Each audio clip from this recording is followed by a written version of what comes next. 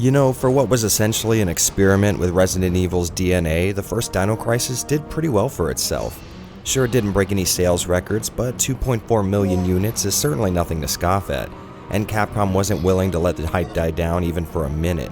Just over a year after its release, Dino Crisis 2 hit shelves and baffled the world by taking strides both further away and much closer to survival horror, seemingly simultaneously. Yeah, it was pretty clear Capcom was giving us what I like to call the Parasite Eve treatment, where no game in the series is remotely like the last. But all that being said, does the game deserve a spot up there with the greats of the genre? Well, that's gonna take some time to answer. What's up, guys? I'm Jared from Avalanche Reviews. Welcome to the Dino Crisis Retrospective.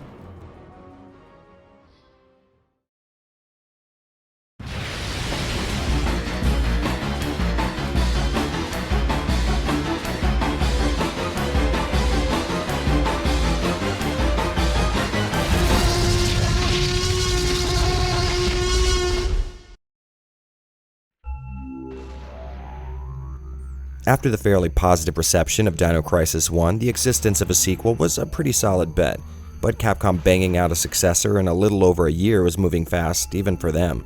What wasn't much of a surprise was director Shinji Mikami not being around for the project, as the guy has some kind of allergic reaction to working on more than one or two of his own franchises. But fear not, DC2's development staff still reads like a reunion of Resident Evil devs, and that's always good to see. This time at the helm was Shu Takumi, a guy who was pretty well known to have some unique ideas for game concepts, and Dino Crisis 2 was par for the course there. Takumi felt the game needed a more arcade action approach and wanted the player to derive their enjoyment from defeating a succession of dinosaurs. And whether or not you think this was a good direction, you have to admit, he sure as hell achieved his goal. Of course, there were some unique ideas during development, but let's cover them more specifically a bit later. Until then, let's jump into how it's possible to one-up a story that brought back the dinosaurs as a plot point.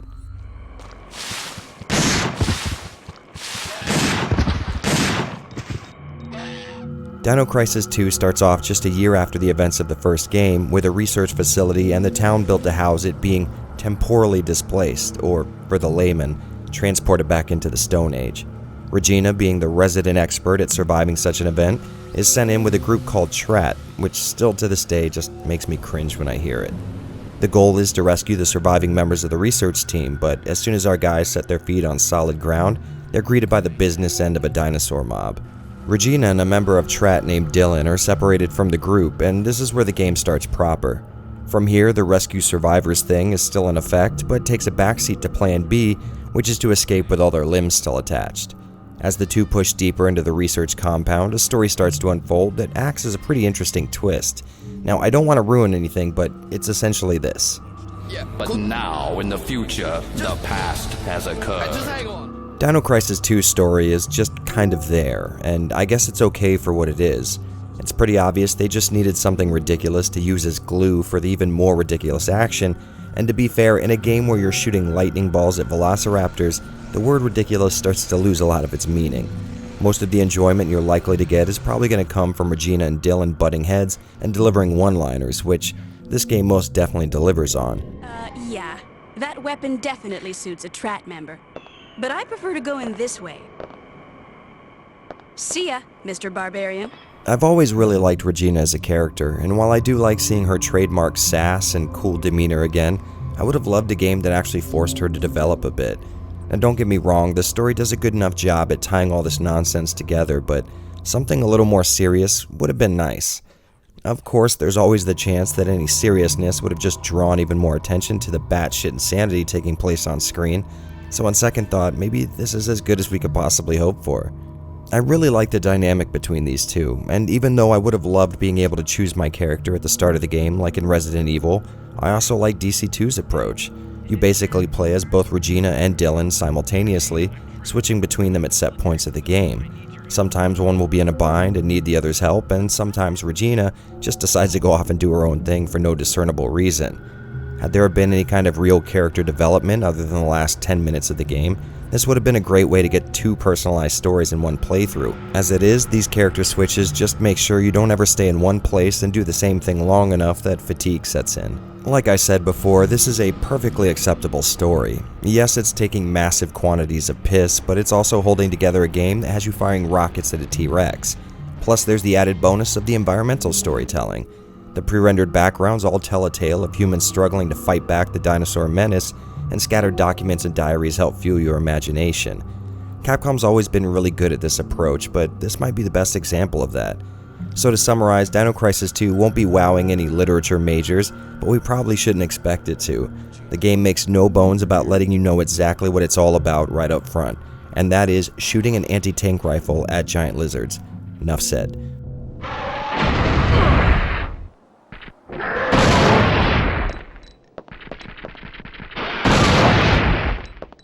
The first Dino Crisis game was a breath of fresh air for a lot of us survival horror fans. Sure, it seemed to play like a kind of RE knockoff, but once you dove under the surface, there were a lot of small changes to the formula, and they really made for a tense experience. Like I said in the start of this video, DC2 somehow manages to head both towards and away from that traditional survival horror experience with its gameplay, or at least I think it does. But if YouTube comments have taught me anything, it's that people are willing to argue about what day it is as long as it's in a comment section. So let's get down to brass tacks. DC2 keeps the tank controls and isolating atmosphere from the first game and throws in some pre-rendered backgrounds for good measure. I'm sure most of you remember the first game saw fit to ditch the old survival horror staple of static 2D environments, so all things considered, this should be the long-lost missing link between RE and DC, right? Well, except for that pesky arcade action. Director Shu Takumi really wanted a fast-paced, action-packed shooter, and damn did he make one. Each area of the game is swarming with dinosaurs, and it's up to you to give them each a 12-gauge lobotomy.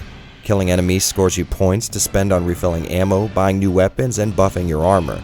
The game gives you bonuses for getting in and out of an area without taking damage, and points are tallied up at every screen transition. And at the risk of giving things away a little too early, this is some of the most fun you can have on a PS1. Running at top speed through an area and firing wildly into 6-foot-tall lizards is incredibly enjoyable, and everything from the controls to the sound effects and recoil are perfectly tweaked for maximum enjoyment. But of course, some concessions had to be made here. No longer can you aim up or down, but this makes way for the ability to run while aiming, and as you might expect, the horror element is somewhat diminished when you see your character wielding an anti-tank rifle with more ammo than individual hairs on his head. But to its credit, there are more than a few times when that uneasy, kind of sort of scary feeling creeps in.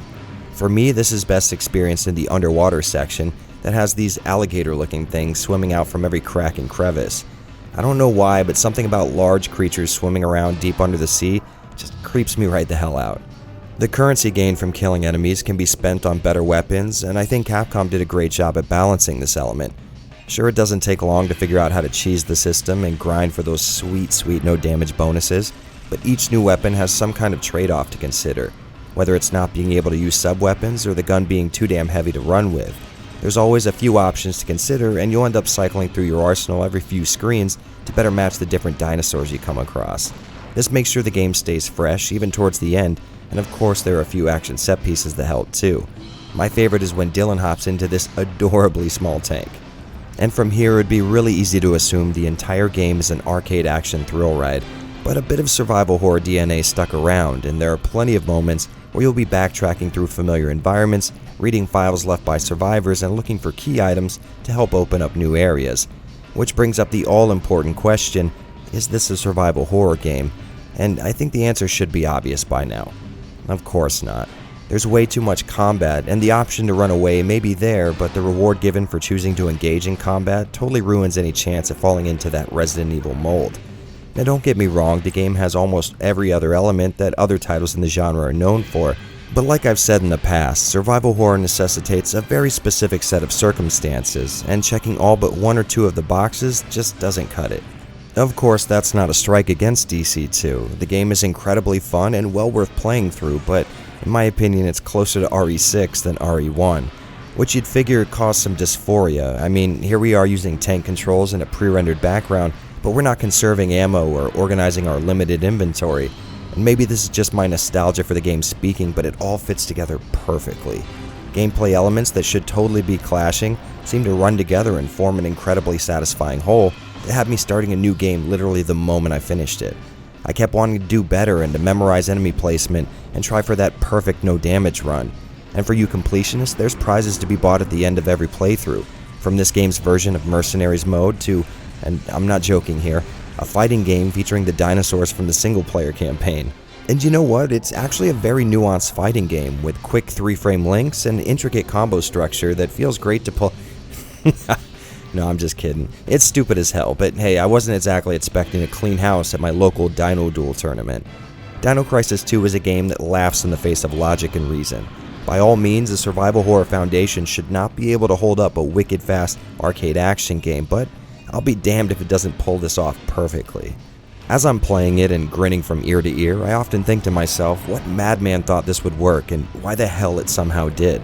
Hands down, this is my favorite Dino Crisis game, and I know I should probably pick the first game for that honor, if anything to keep up appearances as that survival horror guy on YouTube, but I gotta tell it like it is.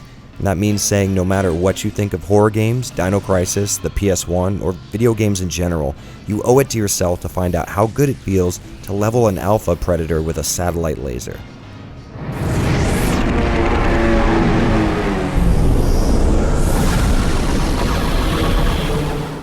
I don't think I'm blowing anyone's mind here by saying that I prefer the kind of look this game is going for. I've been very vocal about my love for pre-rendered backgrounds, and despite the first Dino Crisis having some incredible visuals, I will say that I'm glad the developers brought this style back. And if you're asking me, this is by far the most visually pleasing of the two games covered so far in the retrospective. But to be fair, it also looks like this game had a bigger budget, so maybe it's a bit unfair to compare them, which means we gotta do it a little more. In the first game, the 3D environments looked great and had a complexity to them that I really liked, but I think Part 2 has a lot more diversity in the kind of areas you'll be looking at. The jungle setting means a lot of bright colors, and on a personal note, I've always loved the look of man-made structures being overtaken by nature. There are of course some small 3D flourishes like tiny particles in the jungle areas and some transparently meshed water. Like I said earlier, these backgrounds all tell a story of struggle and failure, and that's something I've always appreciated.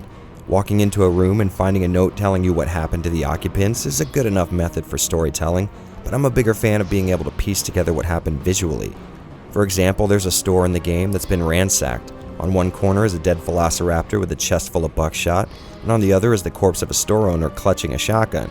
Boom, everything I need to know is right there in front of me, and the game didn't have to say a word. There's screens like this all over the place, and it makes for a much more immersive experience, even when the over-the-top action kind of takes away from that. 3D models in the game look incredible to my eye and animate in a much more fluid manner than the first game, or at least they do until they have to perform what is very clearly the worst mocapping ever made.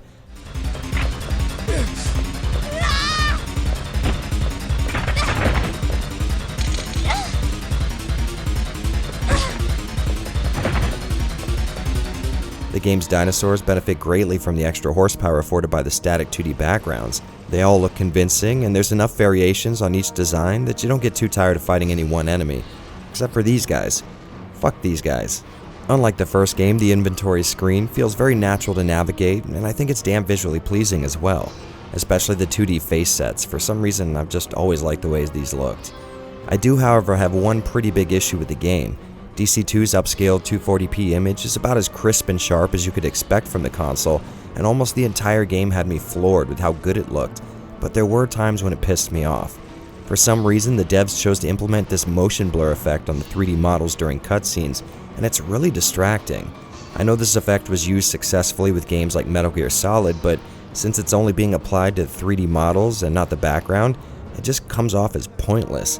Especially when you see how sharp and defined these models look outside of cutscenes, only to be reduced to a blurry mess every once in a while. Obviously, this is no reason to stay away from the game, but I'm interested to see if this was as annoying for you guys as it was for me. And now would typically be the time when we compare the ports, but Dino Crisis 2 only ever had one, and it was on the PC.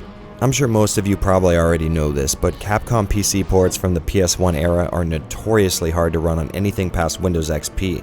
And to be honest, I spent hours trying to find a workaround that would allow me to run the installer and only found methods that would have me making registry edits, something I shy away from whenever possible. So we're gonna have to rely on screenshots for now. I know it's not the most professional method, but hey, desperate times. As you can see here, the bilinear scaling for 2D assets has returned from Part 1's Dreamcast port. This means everything from text to backgrounds are going to have a smoothed out, kind of blurry look to them. And a lot of these images I've found seem to be at an 800 by 600 resolution, so if you can run it, this would be a great way to see the game running at a really high internal resolution. But in my opinion, the blurry scaling on 2D pixels just isn't worth it. To my eye, Dino Crisis 2 is a perfect example of game devs making use of the PS1's limited resources in the most effective and efficient way possible. Thanks to the layering of 2D environments and 3D flair, the characters and enemies on screen here look better than any other game with this kind of layout. Hell, maybe this is a personal thing, but I think this game runs circles around the mighty Resident Evil 3 in the visual department. If the PS1's special brand of graphical output is your bag, this game will definitely put a smile on your face. But if you happen to not like PS1 era graphics, well...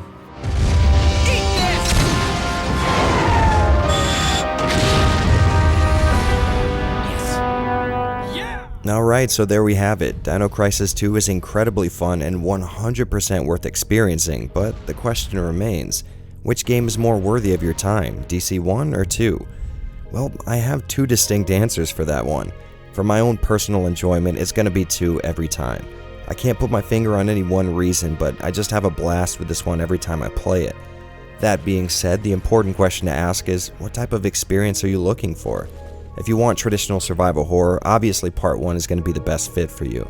The second game may share 90% of its DNA with the greats of the genre, but I doubt anyone's ready to call it survival horror. For me, it's all the good elements of the genre, but with the fast pick-up-and-play nature of a stupid fun action shooter. And by now I'm sure it's pretty clear, but this is without a doubt my favorite entry in the series. Of course, it is important to say that I've never really played the other 2 games. Hold up now, 2 games? Yeah, we're totally going there, and if you know, you know, but if you don't, well, you'll soon find out. Until then, it's been an absolute pleasure walking you through one of my favorite PlayStation games, and I hope to see all of you again right here on the Dino Crisis Retrospective.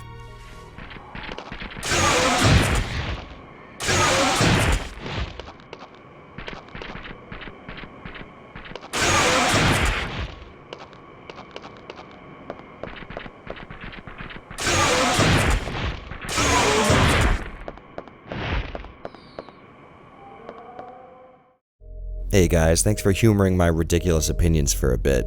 If you like the Dino Crisis series, make sure to check out the rest of the videos in the retrospective right here. While you're at it, click that subscribe button. And maybe take a look at my Patreon account. Even $1 a month can make a huge impact on my work here, so give it a look if you think this content is worth your support. Well, that's it for now, so everyone have a good day, and I'll see you all in the next one.